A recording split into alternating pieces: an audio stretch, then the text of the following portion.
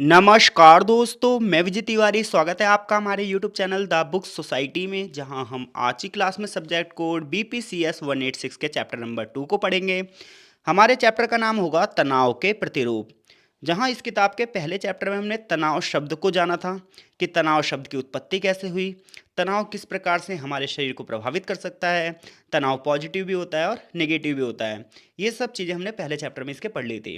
तो अगर अभी तक आपने पहले चैप्टर को नहीं पढ़ा है तो सबसे पहले उसे ज़रूर पढ़ लो, ताकि आपको इस चैप्टर को समझने में बहुत ज़्यादा आसानी हो।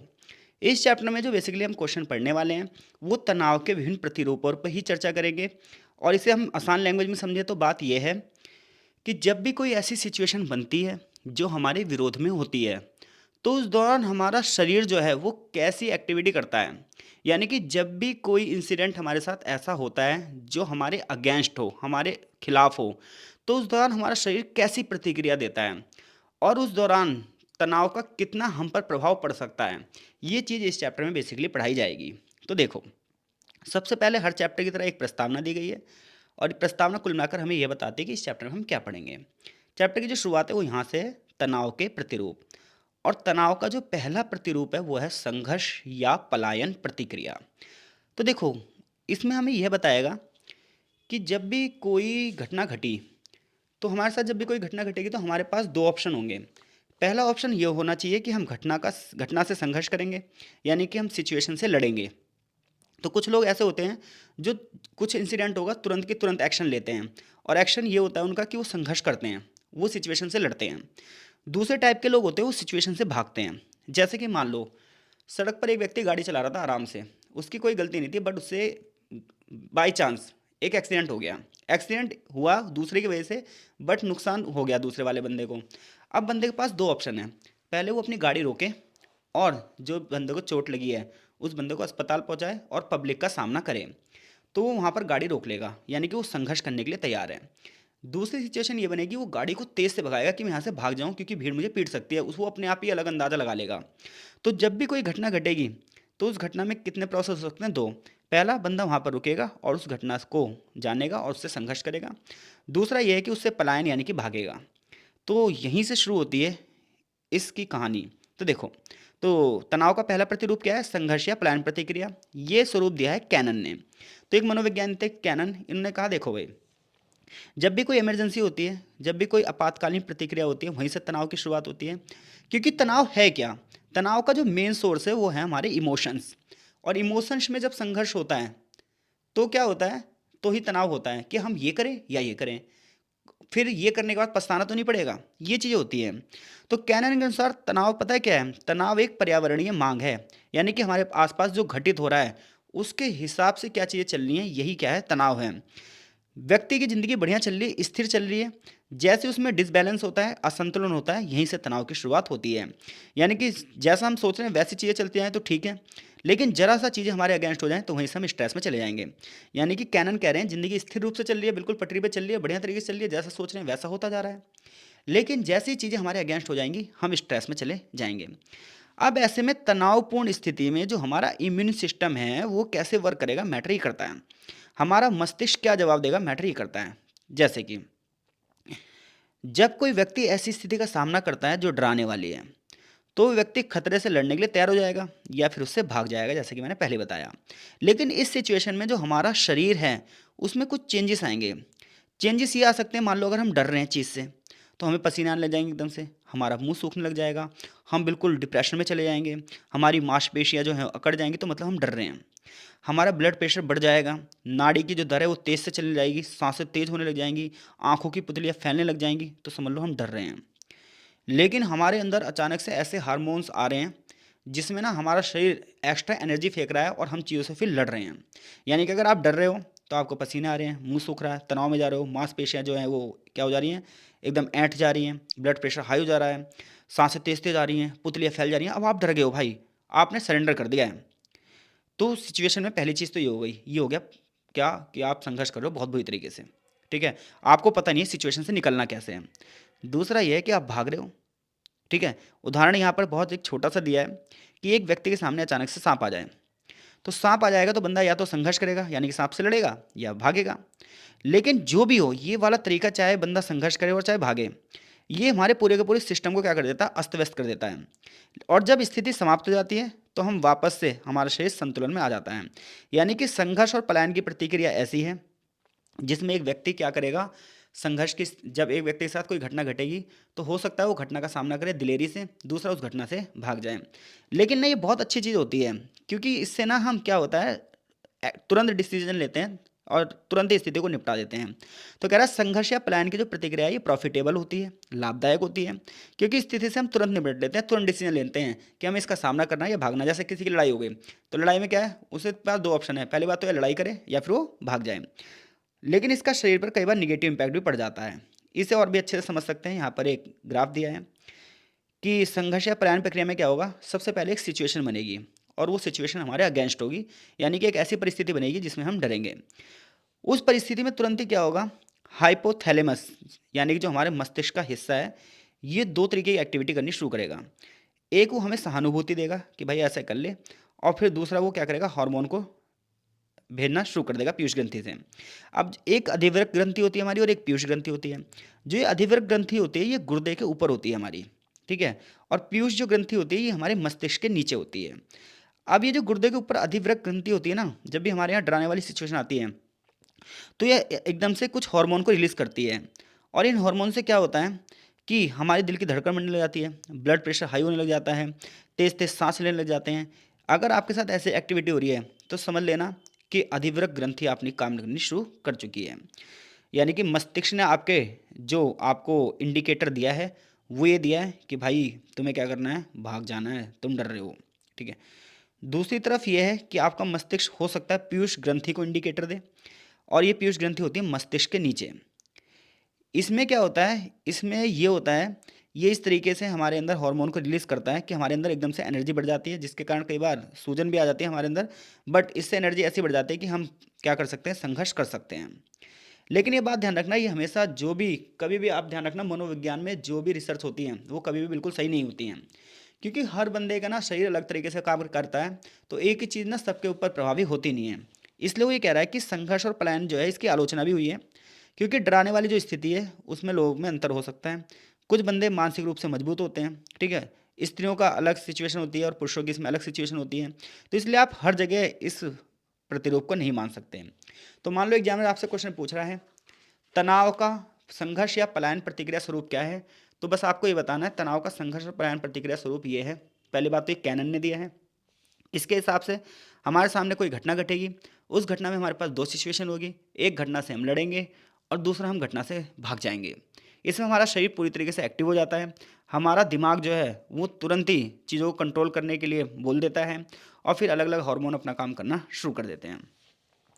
तनाव का दूसरा प्रतिरूप यहाँ पर बताया गया जिसे हम जीएएस कहते हैं, जनरल एडेप्टेशन सिंड्रोम, यानी कि सामान्य अनुकूलन संरक्षण। ये जो सिद्धांत है ये हांस सैली ने दिया है। इनका ये कहना है कि व्यक्ति जब तनावपूर्ण स्थिति में होता है तो वो 3 स्टेप में होता है।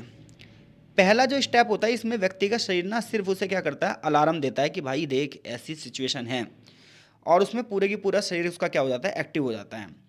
तो हंस सैली ये कह रहे हैं कि भाई देखो स्ट्रेस ना इस 3 स्टेप में होता है। पहले वाले स्टेप में क्या होता है, शरीर को सिर्फ अलार्म मिलता है, अलार्म का मतलब है वो घटना के बारे में जान लेता है कि ऐसी घटना हो गई है। अब उसमें वो सोचता है कि कैसे हमें रिएक्शन देना है। तो जब भी कोई घटना, गलत घटना हमारे साथ घटती है जिसकी वजह से हम स्ट्रेस में जा सकते हैं, तो हमारे कुछ ना यहाँ पर हार्मोन है जो एक्टिव हो जाते हैं। जैसे कि यहाँ पर एक नाम लिखा है एपिनेफ्रिन और एक का नाम है नॉरेपेनेफ्रिन। ये क्या होते हैं वो सुन लो। तो ये शरीर में बनने वाले एक प्राकृतिक रसायन होते हैं जो तनाव के समय हमें लड़ना है या भागना है इस चीज़ की प्रतिक्रिया शुरू कर देते हैं। ऐसी एक और हार्मोन है कॉर्टिसोल। ये तनाव हार्मोन है, इसका नाम ही स्ट्रेस हार्मोन रख रखा है। ये एड्रिनल ग्रंथि पर बनता है, और ये एड्रिनल ग्रंथि जो होती है किडनी के ऊपर होती है। यानी कि अब तक की सिर्फ ये बात है, हैस ये कह रहे हैं कि भाई देखो जब भी कभी स्ट्रेसफुल सिचुएशन आएगी आपके सामने, तो हंसैली कह रहा है कि जब भी कोई स्ट्रेसफुल सिचुएशन आएगी तो आपका शरीर अलार्म देगा। तो जैसे ही आपका शरीर अलार्म देगा, अलार्म देने का मतलब है कि जो शरीर का अंदर से प्रोसेस है वो एकदम से शुरू हो जाएगा। विभिन्न प्रकार के जो आपके अंदर हार्मोन है जिनका संबंध तनाव जैसी सिचुएशन से है वो एक्टिव हो जाएंगे, like that epinephrine, norepinephrine, cortisol, ये सब अपनी एक्टिविटी करनी शुरू कर देंगे, ठीक है। और इन हार्मोनों के रिलीज होने पर डिपेंड करता है कि आप सिचुएशन से लड़ेंगे या सिचुएशन से भागेंगे।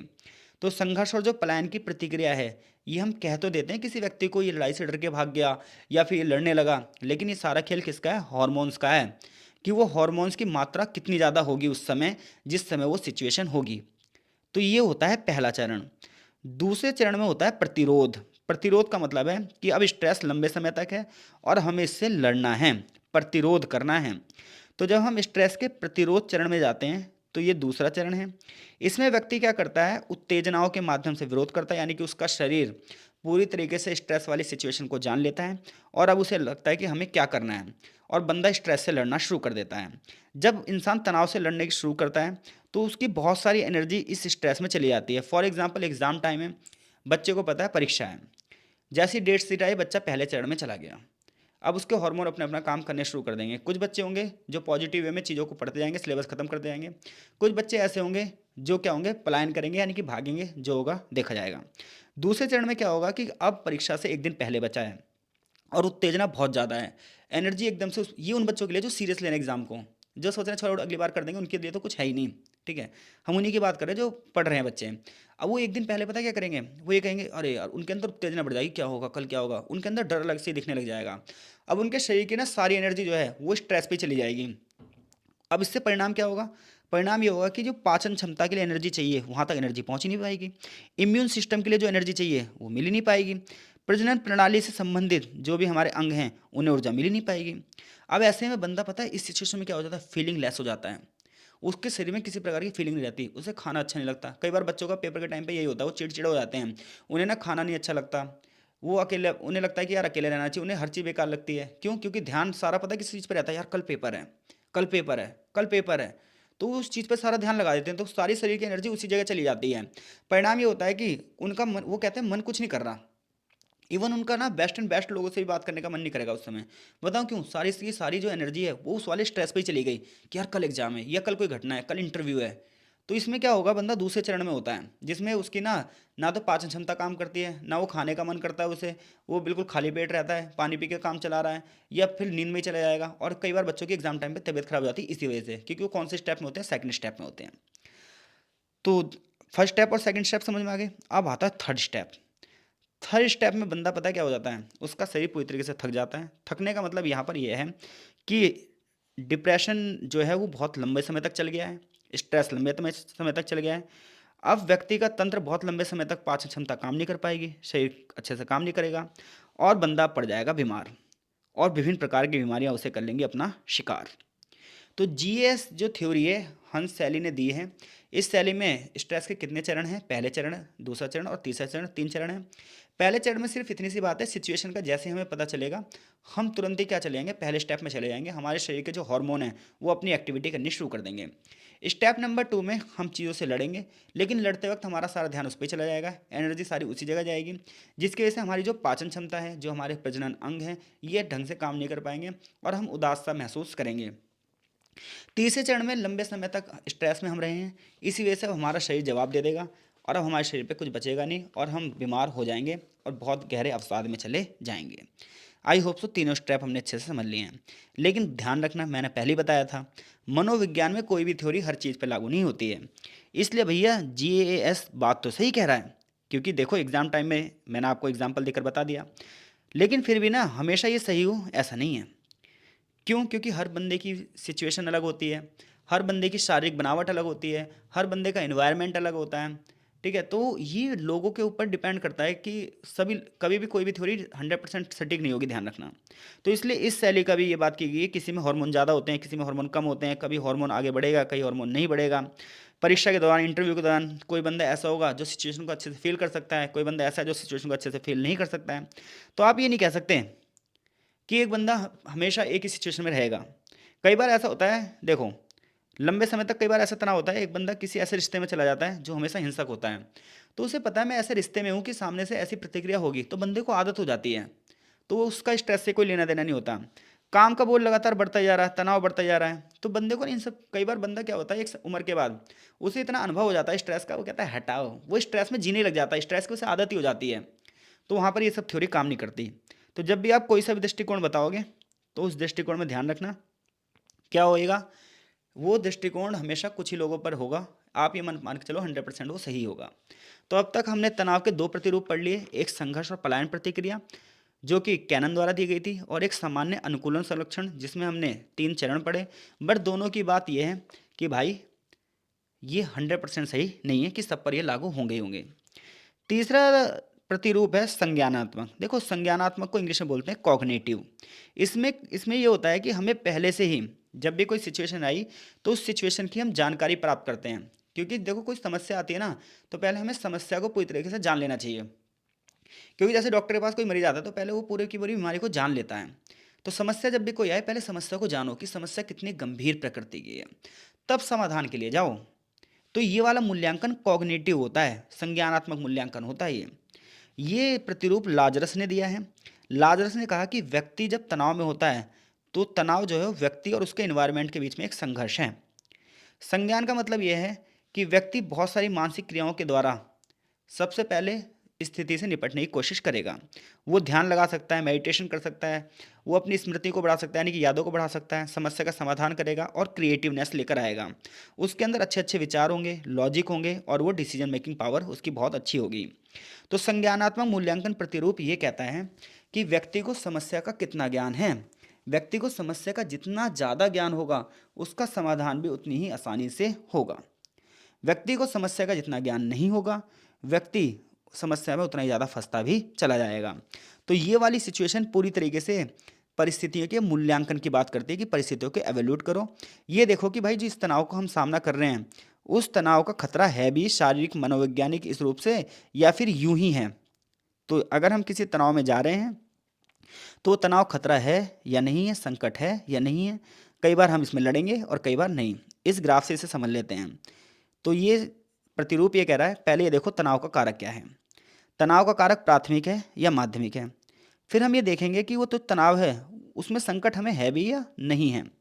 अगर संकट है नहीं है तो मामला यहीं ख़त्म हो जाएगा, यानी कि कोई इंसिडेंट हुआ उसमें हम सबसे पहले देखेंगे कि संकट है या नहीं है। संकट नहीं है तो मामला यहीं ख़त्म हो गया। संकट है तो हम दूसरे मूल्यांकन पर चले जाएंगे। यानी कि देखो मान लो हमारे साथ कोई घटना घटती है, कोई घटना घटी तो हम पहले क्या देखेंगे कि उससे हमें कितना ज़्यादा नुकसान होने वाला है। अगर नुकसान नहीं होना तो मामला ही ख़त्म हो गया। नुकसान है तो हम दूसरे स्टेप में चले जाएंगे। दूसरे स्टेप में हम ये देखेंगे कि इस नुकसान से बचने के लिए हमारे पास रिसोर्सेज हैं या नहीं हैं। अगर रिसोर्सेज है तो काम यहीं ख़त्म हो जाएगा, हम मामले से निपट लेंगे। अगर रिसोर्सेज नहीं है तो हम तनाव में चले जाएंगे। ठीक है भाई, एग्जाम्पल समझाता हूँ। मान लो एक व्यक्ति है और उसकी किसी से कहासुनी हो गई। अब उसकी कहासुनी किसी से हो गई तो वो ये सोचेगा कि यार कहीं ये बंदा मुझे आगे कुछ कर सकता है या नहीं कर सकता। लेकिन थोड़ी देर बाद ही उससे उस बंदे की बातचीत हो गई और माहौल वहीं निपट गया, तो मामला यहीं ख़त्म हो गया। लेकिन माहौल आगे बढ़ गया, उसने कहा तो ये कल देख लूँगा, तो मामला दूसरी सिचुएशन में चला गया। अब मामला दूसरी सिचुएशन में चला गया तो बंदा ये देखेगा कि भाई अब इस बंदे से बचने के लिए मेरे पास रिसोर्सेज हैं या नहीं है। अगर रिसोर्सेज हैं तो काम यही खत्म हो जाएगा, वो कहेगा जो होगा देख लेंगे कल। रिसोर्सेज नहीं है तो बंदा स्ट्रेस में चला जाएगा, यार कल मेरे साथ क्या होगा पता नहीं। तो संज्ञानात्मक मूल्यांकन प्रतिरूप ये कहता है कि भाई देखो सबसे पहले समस्या को जानो, उसे समझो और फिर उसके इफेक्ट को देखो। अगली बात है व्यक्ति पर्यावरण उपयुक्त प्रतिरूप, पर्सन एनवायरनमेंट फिट मॉडल। यह मॉडल जो है, यह प्रतिरूप जो तनाव का है, ये फ्रेंच, हैरिसन और कैपलॉन ने दिया है 1982 में। इसमें यह कहा है कि हर व्यक्ति जो होता है उसमें हर पर्सन्स में क्या होते हैं, अंतर होते हैं। हर व्यक्ति की अलग अलग आवश्यकताएं होती हैं, हर व्यक्ति की अलग अलग क्षमताएं होती हैं। तनाव जब होता है जब व्यक्ति की क्षमता से ऊपर की चीज़ें आ जाती हैं। तो जब हम सिचुएशन से बेमेल हो जाते हैं, हम अपने आसपास के एनवायरनमेंट को सामंजस्य नहीं बना पाते हैं, परिस्थितियों में तालमेल नहीं बैठा पाते हैं, तो ही हम तनाव में जाते हैं। फॉर एग्जांपल कोई एक कर्मचारी है, उसे प्रेजेंटेशन देनी है ऑर्गेनाइजेशन में, उसने प्रेजेंटेशन को बहुत अच्छे से तैयार कर लिया है तो वो तनाव में नहीं जाएगा। लेकिन अगर उसने प्रेजेंटेशन को अच्छे से तैयार नहीं किया है तो वो तनाव में चला जाएगा। यानी कि व्यक्ति अपने इन्वायरमेंट के साथ अगर फिट बैठ रहा है तो तनाव नहीं होगा, फिट नहीं बैठ रहा है तो तनाव होगा। तनाव का एक और सिद्धांत है मनोगतिक सिद्धांत। ये फ्रायड ने दिया है सिद्धांत। ये सिद्धांत ये कहता है कि हर एक व्यक्ति ना कुछ सोचता तो है ही।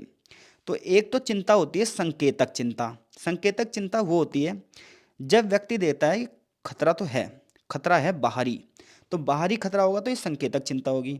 और एक चिंता होती है अभिघात चिंता, ये व्यक्ति के अंदर ही होती है। यानी कि देखो, दो प्रकार के व्यक्ति होते हैं। एक क्या करते हैं, अपने अंदर से ही सिचुएशन को क्रिएट करते हैं और बेमतलब में जो समस्या नहीं होती ना उसी पे सोचते रहते हैं, कल क्या होगा, कल क्या होगा, कल क्या होगा, इसी चिंता में रहते हैं। यह है अभिघात चिंता। एक व्यक्ति होते हैं जिसमें खतरा मौजूद है तभी चिंता करते हैं, ये होती है संकेतक चिंता। तो ये व्यक्ति के ऊपर है कि व्यक्ति किस प्रकार का है। तो मनोगतिक सिद्धांत ये कहता है कि हर व्यक्ति के मन की स्थिति अलग होती है। कुछ व्यक्ति अंदर ही अंदर चिंता को सोचते रहते हैं और ऐसे में उनके शरीर की एक बहुत बड़ी ऊर्जा उसी चिंता के चिंतन में चली जाती है। परिणाम ये होता है कि व्यक्ति स्ट्रेस में चला जाता है। कुछ व्यक्ति होते हैं जब कोई घटना होती है तब चिंता करते हैं, वरना मस्त रहते हैं, तो उन्हें तनाव का कोई लक्षण महसूस भी नहीं होता। इसके अलावा लेविंसन ने भी कुछ रिसर्च की है। लेविंसन कह रहे हैं कि हर व्यक्ति की पर्सनैलिटी दो प्रकार की होती है, व्यक्तित्व के दो तत्व होते हैं।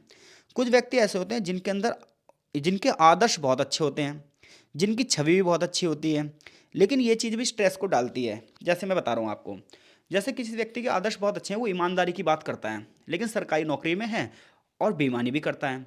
तो एक तरफ तो ईमानदारी का पाठ पढ़ा रहा है सबको और दूसरी तरफ बेईमानी कर रहा है। तो आदर्श तो उसका कुछ और है और छवि उसकी कुछ और है। वो बंदा स्ट्रेस में चला जाएगा, यार मेरी छवि कहीं बाहर बेकार ना हो जाए। तो जब आदर्श हमारे काम से मेल नहीं खाते हैं तो भी तनाव हो जाता है, ये अंतः स्थिति है।